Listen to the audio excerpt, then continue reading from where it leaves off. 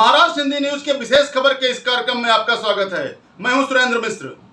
कांग्रेस नेता राहुल गांधी कांग्रेस के चिंतन शिविर में भाग लेने के लिए उदयपुर ट्रेन द्वारा गए। इस बात को लेकर चर्चाओं का बाजार गर्म है।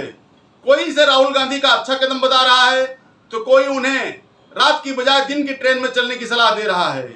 आज इस मुद्दे पर हमने बातचीत की मुंबई कांग्रेस के वरिष्ठ नेता उपेंद्र जोशी से, जिन्होंने हाल ही में कांग्रेस अध्यक्ष सोनिया गांधी को एक पत्र भेजकर राहुल गांधी जी को ट्रेन के जरिए भारत यात्रा करने की सलाह दी थी। उपेंद्र जी, हाल में जो राजस्थान में चिंतन शिविर हुआ है कांग्रेस का, उसमें राहुल गांधी जी ट्रेन से गए हैं और आपने मुद्दा कुछ समय पहले उठाया था महाराष्ट्र हिंदी न्यूज से बातचीत के दौरान। कैसे ये सब संभव हुआ? सबसे पहले तो महाराष्ट्र हिंदी न्यूज़ के सभी दर्शकों को, पत्रकारों को मेरे ओर से, उपेंद्र जोशी की ओर से और कांग्रेस पार्टी की ओर से नमस्कार। अभी मुद्दा जो आप बताया वो सही है। राहुल जी कल दिल्ली से ट्रेन में उदयपुर गए कांग्रेस चिंतन शिविर में। बड़ी बात तो ये है कि वो ट्रेन में गए। पिछले महीने की 23 तारीख को, माने कि 23 अप्रैल को कांग्रेस अध्यक्षा श्रीमती सोनिया जी को एक पत्र लिखा था कि राहुल जी को और कांग्रेस के नेताओं को भी ट्रेन में सफ़र करना बहुत ज़रूरी है। ट्रेन में सफ़र करने से, राजकीय सफ़र करने से आम आदमी का डायरेक्ट संपर्क होगा। और दूसरा मुद्दा मेरा ये था कि महात्मा गांधी ने पूरे देश में ट्रेन में सफ़र किया था और आज़ादी की चिंगारी लगाई थी और भारत देश आज़ाद हुआ था। अभी दूसरी आज़ादी लेने के लिए आज दूसरी आज़ादी की जरूरत है, तभी राहुल जी के नेतृत्व में वो दूसरी आज़ादी हमको लेना है।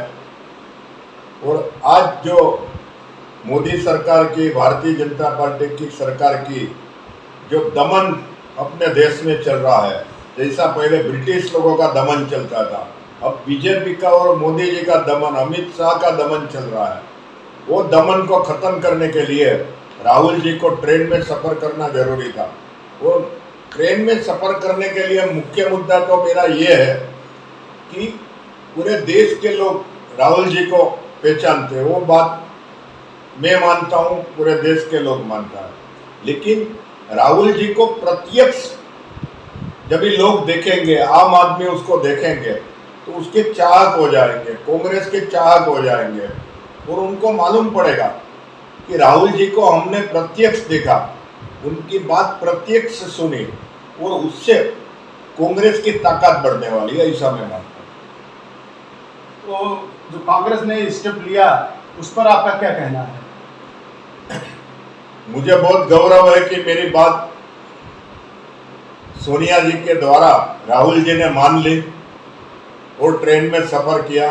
और आप देखिए, दिल्ली से सफ़र शुरू हुआ 12 घंटे का उदयपुर का, और दिल्ली में दिल्ली के कुली जो है, जो वहाँ पे मजदूरी करते हैं, वो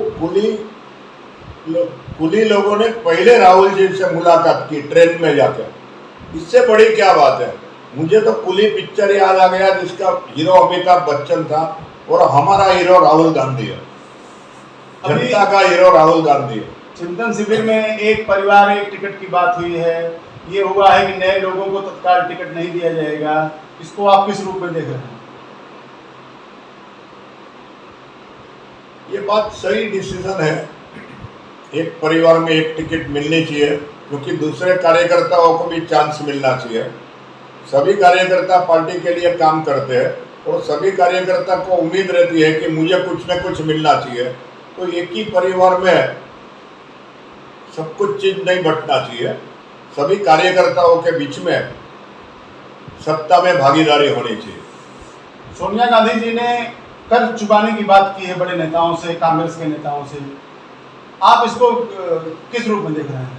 पिछले 30 साल में कांग्रेस की सत्ता 20 साल से ज़्यादा रही है और 20 साल तक बड़े बड़े नेताओं ने सत्ता पे रह के कांग्रेस पार्टी को मजबूत करने का काम तो किया है। लेकिन जब भी कांग्रेस पार्टी सत्ता से बाहर हो गई तो ये बड़े बड़े नेता भी घर में बैठ गए। मेरा खुला बात है, मैं इससे डरता नहीं हूं बोलने के लिए। ये बड़े बड़े नेता जो घर में बैठ गए हैं, जिसने 30 साल तक जो लोग सत्ता में रहे, वो नेताओं को मैं विनती करता हूं कि सोनिया जी ने सही बात कही है।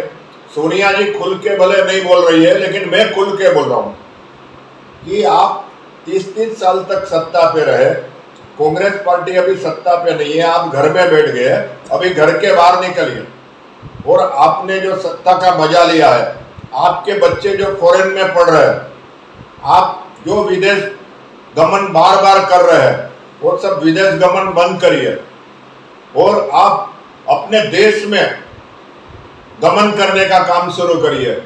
डायरेक्ट जाके जमीनी कार्यकर्ताओं को मिलिए और कार्यकर्ताओं को आशा है, कार्यकर्ताओं की इच्छा है, कार्यकर्ताओं का मोरल बढ़ाना है, तो आपको जमीनी कार्यकर्ताओं को पूरे देश में घूम के मिलना जरूरी है।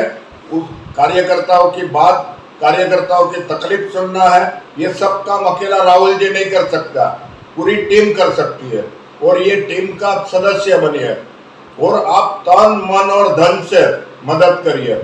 मैं तन मन और धन का नाम इसके लिए ले रहा हूं कि आप 30 साल तक सत्ता में रहे।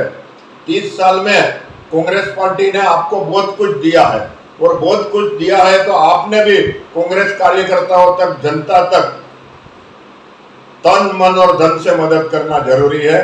कांग्रेस कार्यकर्ताओं का मोरल बढ़ाना जरूरी है।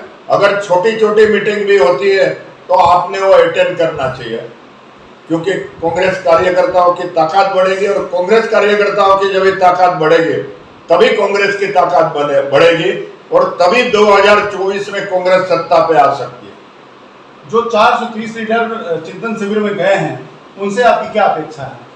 जो 430 लीडर चिंतन शिविर में गए वो बहुत ही सीनियर लीडर लोग हैं। उसमें युवा भी है, उसमें महिला भी है, उसमें निचले तबके के समाज के लोग भी, कांग्रेस के लोग भी उसमें शामिल है।